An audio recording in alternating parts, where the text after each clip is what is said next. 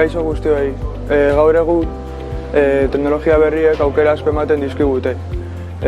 Horregatik, robotikako ikasleak izanik, ideia berritzaile bat aurkeztuko dizuegu. Gure idea, robot kolaboratiboa programatzea da, mahai jokoa jokatzeko, eta idea hau mugikortasun arazoak dituzten pertsonentzat zuzenduta dago. Negozio ideia honek onura desberdinak eskaintzen ditu. Inklusioa eta garapen kognitiboa adibidez. ODS garapen jasangarriko 3 helburuekin alineatuta dago.